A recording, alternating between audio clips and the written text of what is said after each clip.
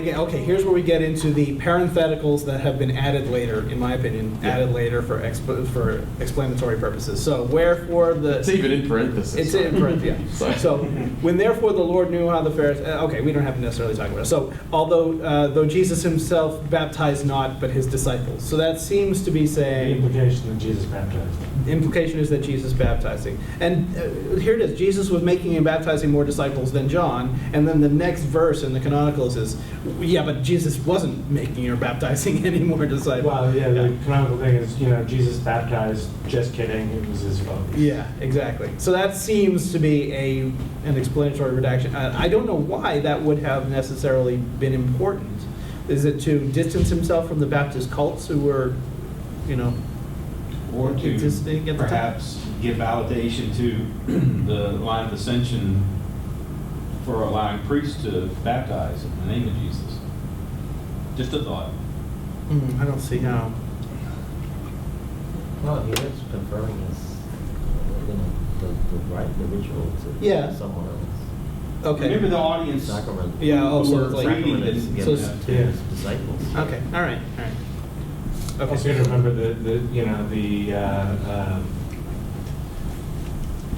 Palaprat's church was heavy on initiation. Mm-hmm.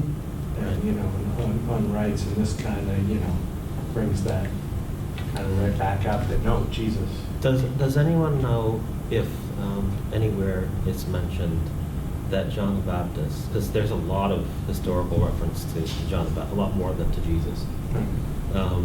Is there any reference to him having other people who were baptizing with him? There were people who baptized after him in his lineage or in his group, because in Acts there's a gentleman who is essentially confirmed, kind of thing. Like, he's confirmed with the. If I remember right, I could be wrong. I'm pretty sure he wasn't rebaptized, but confirmed. This gentleman in Acts that is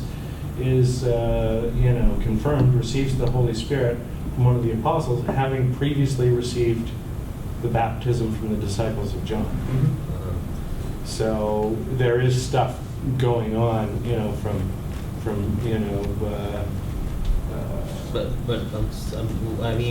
before Jesus. I don't know. Well, we could talk about... What was it, the custom? We could talk about mikvahs and Jewish ritual purity, apocalyptic Jewish ritual purity. Yeah, I'm not questioning that baptism wasn't around before John. I'm just saying, is there a specific mention of him conferring his... Oh, not that specific. No. Yeah, because that seems pretty specific to me, and people didn't write things without reason, that's all. Yeah. It's confusing to me. All right, well, let's move on. For salvation is of the Jews, or for salvation is from the doctrine of the Jews? And this is in parentheses, and I thought, do you remember, if you had a thought of why that might be in parentheses? It was definitely not an addition, so it's difficult for me to tell you. Yeah.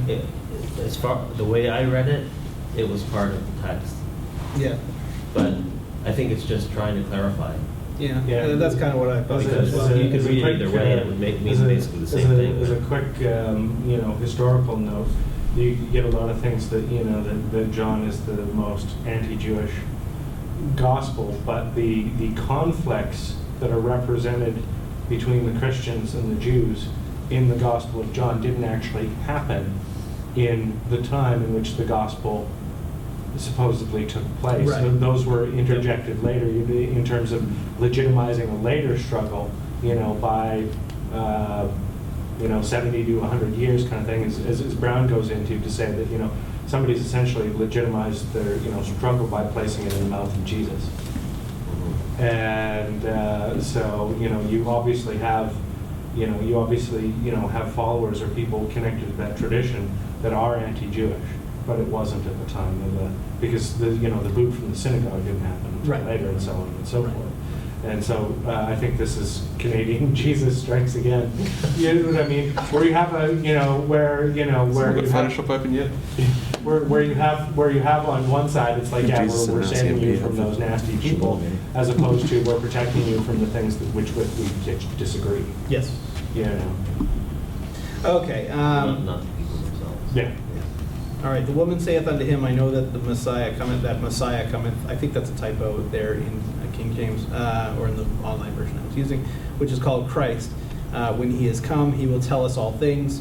In the Levitikon, when he comes, he will call all to him. I think that's a pretty distinct difference. The one is very passive and receptive, and the other is, let's all get together. And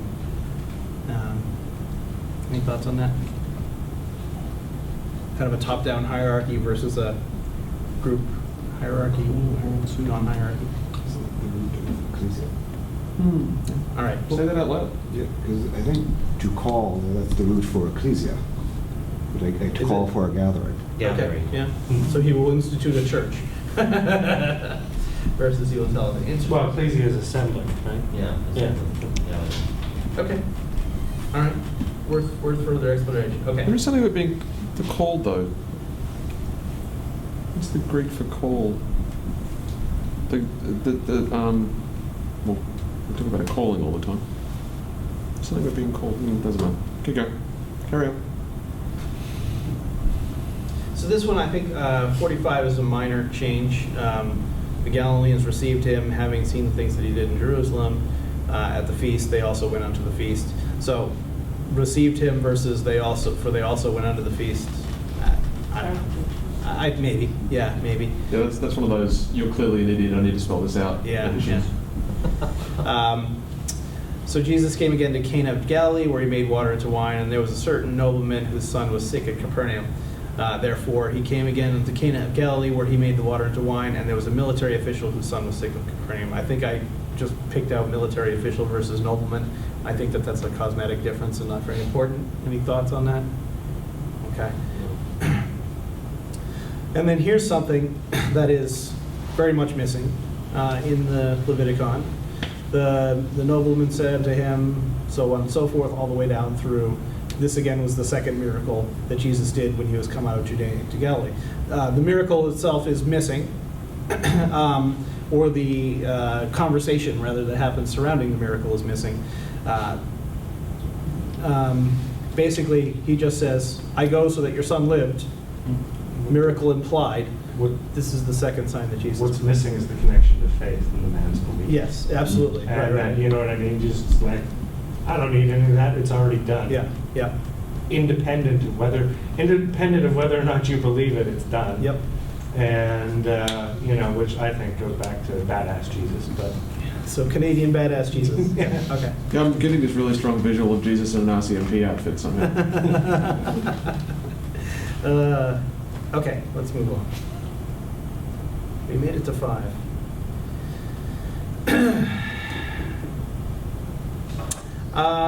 Okay, the sick person going down into the pool at Bethesda. All right, so the major difference here in the beginning is waiting for the moving of the water is not there. So implying that in the canonical there is only a specific time when healing will occur, but in the Levitikon the healing can occur whenever. Or it might just be the canonical adds something which everybody knows. Possibly, yeah. That's the given custom, but somebody from outside Judea wouldn't have known that, so they've added it for explanation. well, this thing where they got the angel of the Lord went down, and this is kind of an explanation about what people believed about that particular pool and what they believed would happen. And so this miracle saying, no, this is something not connected to that. This is once again Canadian. Yeah. Jesus, of his own power. Right. As opposed to of his own power, oh, and by the way, there's this thing. Yeah. I don't know. I could be reading too much into it, but Well- it seems that there's a disassociation from the previous. Yes, like that the pool itself is irrelevant in this, in the Yeah. Levitikon Yeah. version. Yeah, that's what I'm getting at, yeah. So the pool, kind of the healing part of the pool is gone. His infirmity in the canonicals is 38 years. In the Levitikon, it's many days. I don't know if I maybe know when I have a that cold, it was, feels like. it was an exaggeration. That's kind of what I'm thinking, that there was, this story, like a telephone game got exaggerated over time. Like, oh, many days. Well, he was probably just had the sniffles, but 38 years. Now that's a miracle. That's something to write home about. The sick man answered and said, I have no man to put me in the pool. Okay, so the impotent man answered, Sir, I have no man when the water is troubled. Again, that bit about the water being troubled. And then Jesus says, pick up your cot and walk, and so on and so forth. And that's, I think there's a lot of stuff in that little place. I'm sure there I just is. want to I put could that be on the healed record. if only I could get into the pool. No, you're healed now. Right. Yeah, Yep. and also the place, because that water comes directly from underneath Temple Mount. Oh, okay. Interesting. And there are 5 porticos. I mean, it's just full. I mean, if you like this kind of stuff, it's like Mhm. full of all kinds of interesting little tidbits. And all that continuing water symbolism throughout the whole gospel. Yeah, Yeah. yeah. So I think, I mean, those additions, let's just come right out and say it. Those additions in the canonicals, they just seem like background that someone that isn't familiar with the situation wouldn't have. It seems to be. Why is this guy there? The author gets paid by What's the this guy word. doing in Bethesda? What's Yeah. he doing lying near a pool? Why are all these people near the pool? Doesn't make any Yeah. sense. Yeah. And it's added in the canonicals Yeah. so that you've got some context as an outsider to understand what the hell's going on. But Sure. I think that makes Well, it sense. could be, the connection to the thing where, it's not written to a Jewish audience, so geographical and cultural things are being explained to, because that's not That's what I'm saying. That's not their native thing, yeah. Okay, the 6th gospel, the feeding of the multitude with the loaves and fishes. Let's take this as a whole, okay? And here's another, I think, additional for explanation. And he said to prove him, for he knew himself what he would do. Philip answered him, 200 shillings worth of bread is not sufficient for them, that everyone may take a little. So, again, in the canonicals saying, it doesn't exist in Levitikon. It was added in the canonical to further explain why this was important. But here's verse 6 is what shows up all throughout the Gospel of John, which does not show up in Levitikon, at least not in the volume that shows up in the Gospel of John. And he said this to prove him, for he himself knew what he would do. There's all these times when Jesus says something, but then the Gospel says, yeah, but Jesus already knew the answer to that because he's Jesus and he's awesome. Does not exist in Levitikon, right? So this is my argument for the lower Christology of the Levitikon, with maybe a higher Christology painted over the top of it.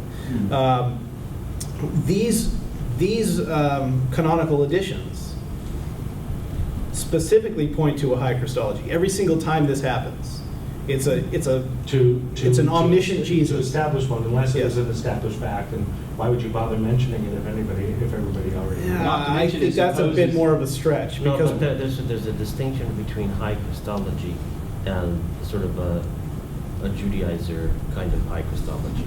Okay. And what I see over and over again is an explanation to people, but also a justification of his lineage, you could say, and how he fits into the Messiah's role. Mhm. Instead of just saying, it sounds to me like, and this is just my opinion, but when you read it, it goes over and over again in your head. This is a person who's saying, you know what, I represent, the anointed is the Christ, it is the Messiah, sort of, Mhm. I'm going to talk to you in your language. This is what the meaning of it is. But it sounds like they're trying to, in the canonical versions, trying to justify and tie him into those things, So It's he not becomes. just a Between the coincidence. points. Yeah, it's not a coincidence.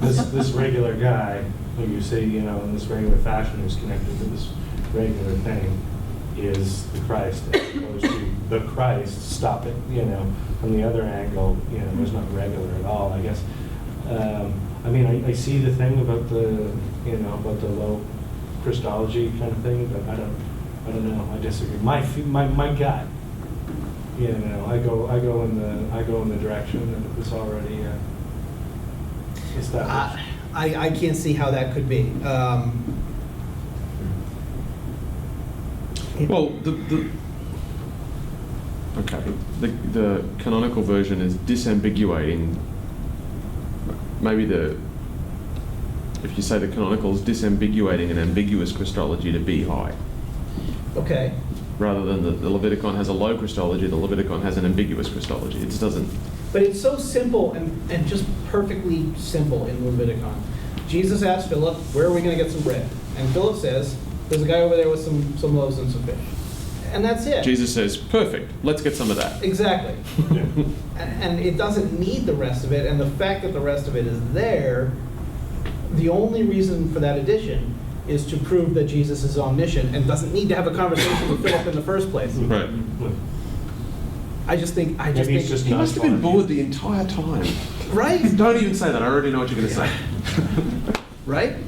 Well, it also kind of points to the idea on the first line, on line 6, that they suppose they knew what Jesus was thinking, whereas the Levitikon just kind of focuses on what he did and what he said, as opposed to what he was doing. And Yeah, well, right, exactly, and that speaks to my point that the church fathers who redacted the gospel needed to say this Jesus.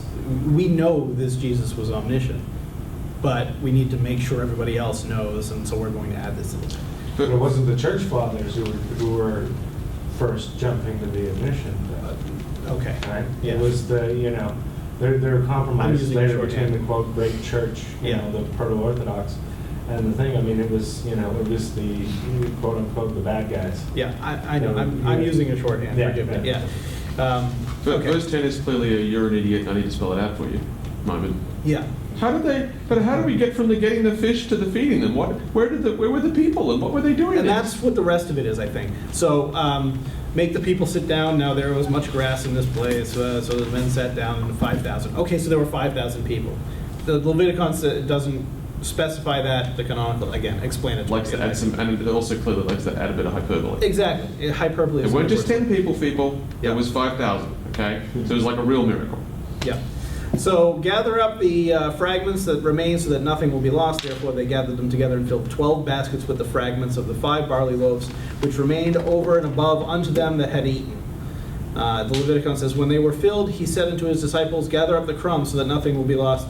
So they did it. Okay, but in addition, and they distributed them to the poor, and they admitted the love of Jesus for them, and they admired the love of Jesus for them, and said among themselves, if he was our master, we would always eat. I just think that's lovely. Yeah. Where is it in the canonical? Well, Yeah. that implies the canonicals are always emphasizing that people follow because of faith and belief, Uh-huh. because he provides them with a sign. This is providing an alternative and very confusing possibility that maybe some people followed Jesus because he fed them. Yeah, because they were poor. Yeah. And Well, then, there's also love. right. Yeah, but a very practical kind of love, right? Social justice Jesus. Social Well, justice no, is- they Again, admired the Canadian. love of Jesus for them. They admired the love of Jesus for them. Yeah. So that Jesus loved all these people, and they thought, "Wow, isn't that nice? Let's hang out with this guy." All Yeah. right. But then the next line. I that like doesn't Levitikon exist- Jesus. Yeah, the next line that does not exist in the Leviticon. Then those men, when they had seen the miracle that Jesus did, this is of a truth that the prophet should come into the world. So I think that So what they they're did. contraries, really, aren't they? Yes, so they said, I don't like that line, let's write another one in its place. Yeah. And that's what happened, in my opinion. Yeah. Again, I am not a scholar, I am making wild... It's also to take out her. It's also to take out her difference, in my opinion. We're not talking about a prophet. Yeah. Yes, that's a good point. That can also be seen as an explanatory, again, being like, hey, tell me this is what this means, right? And then it's lacking. Okay, then the walking on the water, is that what this is? Mhm. Yes, okay. And the sea arose by reason of a great wind that blew, so when they had rowed about 25 or 30 furlongs, they see Jesus walking on the sea and drawing nigh unto the ship, and they were afraid. But he said to them, it is I, be not afraid. All right, let's stop there. And go back to the Levitikon. A great wind blew up, and the sea began to be stirred up, and when they had rowed about 25 or 30 stadia, whatever, and they saw Jesus coming on the sea and drawing near to the boat, and the storm became stronger, seeming addition, and he said to them, do not be afraid. Okay. Coming to them versus walking. Mm-hmm. Yeah, drawing near to the boat. I think that still implies walking on the water. Water wing Jesus. Yeah. drawing near to the boat. I think maybe that is another case where the canonicals added more as explanatory. It's kind of weird because with the phrasing that you've got in verse 19, he drew nigh into the ship and they were afraid. Yeah. Obvious conclusion, they were afraid because he was drawing nigh into the ship. Yes. And then he says, guys, it's only me. Don't be afraid. Yeah. Leviticon's a completely different story. He Yeah. draws near into the boat and the storm becomes stronger and he says, don't be afraid of Of the storm. Yes, I think so. But is there a relationship to his coming close And the storm becoming getting stronger? Oh. That's a possibility as well. Bram Stoker Jesus. Tasmanian devil Jesus. Okay, let's How do we know? Yeah, it's a storm god, right? How do we know that the Levitikon isn't not saying that he's walking on the water? You No, don't know that. I don't That's the- think, right. That's the interesting thing, but I don't think anywhere there isn't a place that you couldn't. What if it's a storm theophany? Yeah, I still think that the implication is he's walking on the water. Although, actually. But you'd only make that assumption true. if you'd seen the other Well, version. coming on the sea, I mean, he could be rocking the surfboard. Or he could be in his own boat. I mean, I guess, in the Yeah. reading of this, he could be in his own boat. Right. He's, I see what you're saying. Right, he's okay. just drawing near to the boat. It doesn't say how he's Sorry, I doing it. didn't. Jet ski Jesus. So I guess, okay, so, He's a Valkyrie, also possible. well, let's speculate for a minute. Let's speculate Or for a minute. Hermes. Oh, hold on. Let's speculate for a minute and assume that the Levitikon is the original and the canonicals are redacted. And read it again. A great wind blew up and the sea began to stir up. And when they had rowed about 25 or 30 stadia, they saw Jesus coming on the sea and drawing near the boat, and the storm became stronger. But he said to them, "Do not be afraid." So they were willing to receive him into the boat, and then the boat was at the land. Boom. You're right. There's nothing in there that says anything about, He could have been flying for that matter. It could have been, but I think the logical assumption, if you were reading that with no other context, is he came up to them in another boat. Yeah. I just had this weird image, coming on the sea and drawing near to the boat, and the storm became stronger, and he said to him, "Do not be afraid, this fin on my back, it's just tied on." You had us go in there for a second, Lord, said the disciples. Which I think that reading of just a regular old meeting on the sea is bared out by the fact that the next two verses are missing. The Okay. following day, which the people stood on either side, saw that there was no other boat there. Ah. Okay, and then a parenthetical, howbeit there came the other boats from Tiberias nigh unto the place where he did not eat bread, and the Lord did give it thanks, whatever. So, also missing. And then a change in the next verse, when the people therefore saw that Jesus was not there, neither his disciples, and they also took shipping, and came to Capernaum seeking for Jesus. And Levitikon says, and the next day those who Jesus had fed, and those who had seen him on the sea, got in their boats and went to find Jesus at Capernaum. So, there's nothing about Jesus not being there. I don't know why that was, I don't have a sense of why that might have been added. And then the next verse, missing in Levitikon, or not present in Levitikon. And when they had found him on the other side of the sea, they said unto him, Rabbi, when camest thou hither? When did you come? So, the narrative that's happening in Levitikon is Jesus goes out to the boat somehow, tells them to calm the fuck down, and gets in the boat with them, and they go back to the shore. The next day, the people who he had just fed, I'll leave it in. The next day, the people who Jesus fed, the multitude, came out, got in their boats and went to find him. And then they found him, and he started talking. And in truth, I say to you, you seek me not because you saw signs, but because you ate the loaves and were filled. Which, So it seems like, Yeah, you Much seek me simpler. because you fed. That is right. So this seems, I think now, because I haven't really thought critically about this particular passage, but this seems to be an instance where a miracle was either excised or added on later. Very Right. diminished. Yeah. It feels to me a lot like canonizing a saint. Like, we're going to count these, so make sure that this is fully explained, that we can count this as a miracle. Yes. And it was Right. bigger Yes. than you thought. Yeah, yeah. And, Yeah. Yeah. when you thought maybe he was or was not walking on, we're just going to... It's just, we're going to spell it right out for you. Yeah. I read it exactly the opposite of everybody else. I see it as clearly him walking on the water, and the redactor is just needs to Pushing put into in details. needs to pushing into details. It's just obvious he's walking on the water. You don't have to say anything else about Well, it. but that next phrase about there being no other boat, and it specifically, I guess I could still, yeah, all right. I'm having a conversion experience because it's like to me this is obviously an earlier version of the Gospel of John, because it's the. I hope that isn't my bias when I Yeah. went through and highlighted these things, but I tried to be What was objective. that? Can you repeat Oh, that? sorry. Sorry? Can you repeat that? I said I'm having a conversion experience because I'm seeing this is obviously an earlier version of the Gospel of John because of the Book of Signs. When the editor of the Gospel of John, right, he has the Book of Signs, which is probably just a list of miracles, which is probably something like Jesus walked on water. And the editor, he has this list, it's a very basic document, and he's sticking it into the Gospel of John. If he just has the line, Jesus walked on water, when he's putting it in, he's going to have... When could that have happened? Oh, there's this bit where he crosses the sea. Exactly. Right. That must have been it. So if all this explanatory material is missing, right, when the editor, like, I'm just seeing like this is... And that's where you get your theology on. Yeah. And that's where you start proving points. Yeah.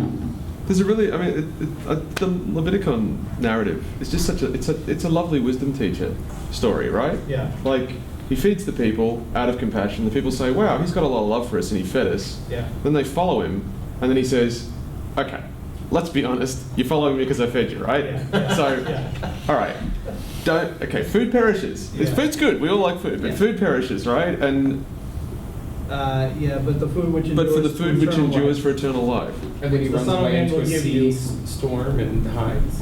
No, this is after the season. Yeah. He Yeah. runs away from the. So he runs away takes so that that they don't ask him for opportunity. more food. The loaves and fishes is an outreach event, and then he brings everybody in and he actually starts teaching. Yeah, Yeah. yeah, it's lovely. It's just beautifully simple. It's really. Okay, here's another addition. Oh, I think you missed. Did you miss? No, Yeah. Oh, okay. no. All right. Oh, there's the big one. Yeah, here we go. And they said, is not this Jesus, the son of Joseph, whose father and mother we know? How is it that he saith, I came down from heaven? Jesus therefore answered and said to them, murmur not amongst yourselves. So everybody agrees that's what's happening. And it happens in Levitikon too. In addition, they ask, is it because he lived with the Greeks that he has come thus to converse with us? What is there in common with what he has learned from the Egyptians and that which our father taught us? Right? Okay. To quote Mar Thomas. And then he said, do not grumble. Yeah, he said, do not grumble among yourselves. He digs. Yeah. So this is foundational to what has become the Masonic view of the Levitikon and the Johannites generally. There's two sentences. These two sentences, essentially just the one about the Egyptians, because they don't really mention the Greeks. Because supposedly the Greeks were Greco-Egyptians, you know. Yeah, well, sure.